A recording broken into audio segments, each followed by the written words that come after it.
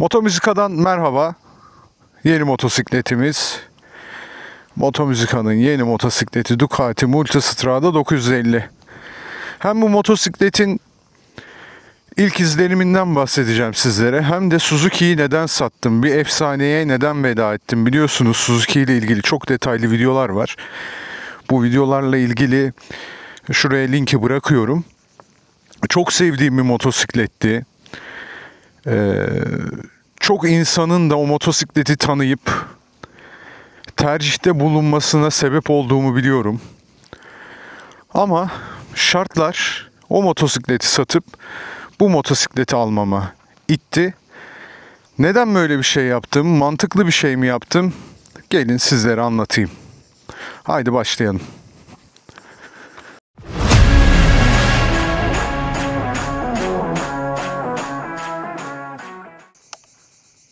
Önce bir motosikletimizi çalıştıralım. 22.000 kilometreye gelmiş. Evet.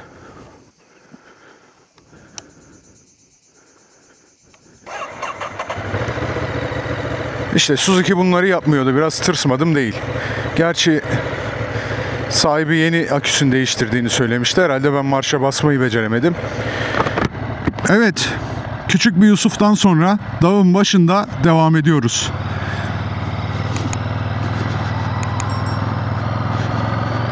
Bu arada lastiklerim de Bridgestone asfalt lastiği. Şu camı kaldırayım, rüzgarla sizin başınızı derde sokmayayım. Evet arkadaşlar, Suzuki'yi neden sattım? İlk önce ondan başlayalım. Aslında Suzuki'yi satmaya hiç niyetim yoktu. Biliyorsunuz memleketim Kastamonu'ya bir gezi düzenlemiştim. Onun videolarını da peyderpey atıyorum. Macera Rotaları 2. sezonda. Onları da izleyebilirsiniz. Çok güzel yerlere gittik. Neyse bunu geçelim. Son bakımını çok güzel yapmıştım o Suzuki'nin. Zincir dişli setinden tutun da gerekli bütün ağır bakımını yapmıştım. Onun da linkini bırakıyorum buraya. Onunla da ilgili de detaylı bir video çekmiştim. Hiç satmaya niyetim yoktu. Ta ki Ankara'dan bir arkadaşının çok güzel, temiz bir motosikleti olduğunu, bu geziden döndüğümde, Aydın'a döndüğümde WhatsApp grubundan paylaşana kadar. Ya dedim bu motosiklet çok güzel bir motosiklet. Neden satıyor? Sanırım başka planları var, yurt dışı planları var. Dedi ki işte arkadaşa uygun fiyata yapacak. Ya ben dedim ki kendi motorumu satmadan alamam. Bu ani gelişen olay karşısında hiç hesapta yok ya, motosikleti satılığa koydum arkadaşlar. Bursa'dan Rıdvan kardeşim geldi aldı. Takipte ediyormuş zaten. İlk telefonla aradığında işte dedi o ses dedi. Dedim ne oluyor? Dedi abi bu Motomüzika'nın motoru mu? Evet dedim. Abi dedi bugün dedi çıkıyorum geliyorum. Fiyat konusunda da birbirimizi üzmedik. Ben de onu üzmedim. Gece 2.30'da binip sabah 8'de Aydın'a geldi. Öğlene kadar motoru satın aldı gitti. Tabii hala irtibatımız devam ediyor. Gayet memnun motosikletten. Zaten dedi abi bu motosikleti bütün videolarını izlediğim için dedi. Her şeyini biliyorum. Sen hiç merak etme dedi. Motosiklet gidince bilirsiniz. Sizlerin de başına gelmiştir. Motosikleti satınca bir boşluğa düşersiniz böyle. Hemen bu arkadaşımı aradım. Dedim o arkadaşım motorunu alayım.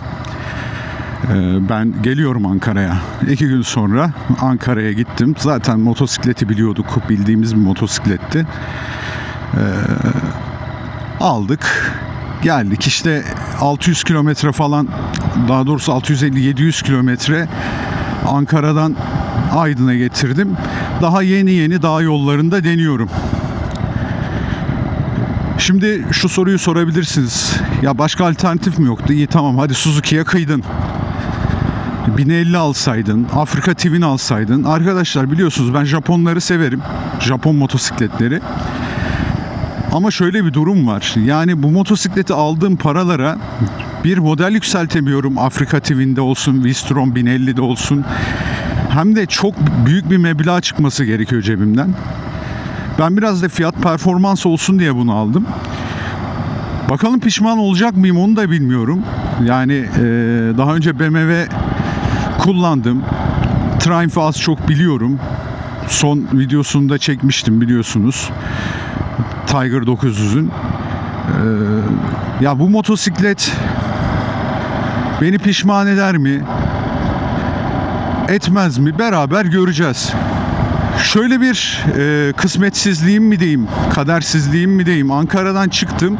Normalde ben Ankara'da 8 yıl yaşadım. Bu kadar sıcak olduğunu hiç hatırlamıyorum. Öğleden sonra 3 gibi çıktım. 37 dereceydi. Çok sıcak olduğu için çok mola verdim. 1 saat sürüp 1 saat neredeyse sıvı ihtiyacımı karşıladım benzinliklerde yol boyunca. Gece 11.30'da buraya geldiğimde hava hala 37 dereceydi Aydın'da.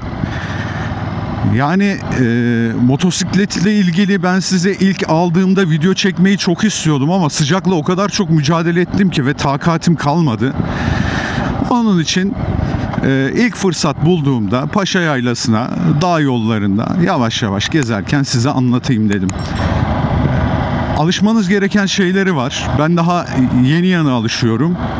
Mesela en basitinden söyleyeyim. Bir Japon motosikleti gibi debriyaj kavraması geniş değil. Hemen kavruyor ve atik bir motor olduğu için ona alışmanız biraz zaman alıyor. Ben daha yeni alışabildim. 1000 kilometre falan oldu. Frenleri muazzam. Hani Triumph'ta da anlatmıştım. Brembo denen bir zıkkım var bunda, çok güzel tutuyor. Yani Suzuki'nin frenlerini anlatmıştım ben size. Yeterli demiştim. Onunki yeterliydi. Ama böyle aman bir freni yoktu. Bu gerçekten sizi çok saçma sapan kullanım yaptığınızda bile, çok saçma sapan sürdüğünüzde bile kurtarıyor arkadaşlar. Gerçekten o açıdan çok güzel. Selesi çok güzel. İçine böyle rahmetli altın elbiseli adam derdi ya, hani böyle seleyi oymuşlar, yumurta kabı gibi, içine oturuyorsunuz çıkamıyorsunuz. Ya bunu çok güzel yapmışlar. Motosiklete oturduğun zaman bütünleştiğini hissediyorsun. Ağırlık merkezi çok güzel, dengesi çok güzel. Bu da bir nevi V motor, L motor deniyor. 90 derecelik açıyla çift silindir ama biliyorsunuz Suzuki'de anlatmıştım. V motorun ön ve arka tekere dağılımı, eşitliği, dengeyi sağlıyor. Ducati'de bunu daha ileri taşımışlar. Tabii teknolojik olarak daha yeni bir motosiklet olduğu için. Çok hırçın bir makine. Bir de hep bana şunu dediler. Alt devirlerde çok silkeleme yapıyor. Arkadaşlar alt devirlerde silkeleme yapıyor. Ama burada görüyor musunuz bilmiyorum. Enduro moduna aldığınız zaman gerçekten alt devirleri, bakın görüyorsunuz, 2500 devir, 3000 devir, ıkıldama, sıkıldama yok. Beni ilk böyle işte alt devirlerde vuruntu yapması çok moralimi bozmuştu. Tabii cehalet çok kötü bir şey. Ben o zaman Touring modundaydı. Spor modunu aldım. 113 beygir. Böyle yardıra geldim falan. Dedim ki alt devirler niye böyle ıkıldıyor falan. Bak şimdi daha yoluna gelince Enduro modunu alınca o bitti. Alt devirler aynı. Suzuki V-Strom gibi. Pürüzsüz. Yani seni zorlamıyor. Ikıldama yapmıyor. Titreme artmıyor. Muhlis bir hale büründü motosiklet. Bugün bu bölümde size anlatacaklarım bunlar arkadaşlar. Biliyorsunuz bu abone olmanız, beğeni yapmanız çok önemli. Paylaşmanız çok önemli. Bu motosikletle ilgili daha çok video çekeriz. Çok yerler gezeriz. Takipte kalmayı, abone olmayı unutmayın. Sorularınız varsa sorarsanız sevinirim. Instagram'dan da ulaşabilirsiniz. DM atabilirsiniz. Elimizden geldiğince bu kanalı büyüteceğiz arkadaşlar hep beraber. Kendinize çok iyi bakın. Motosikletle kalın. Hoşça kalın arkadaşlar. Ben biraz yardıracağım.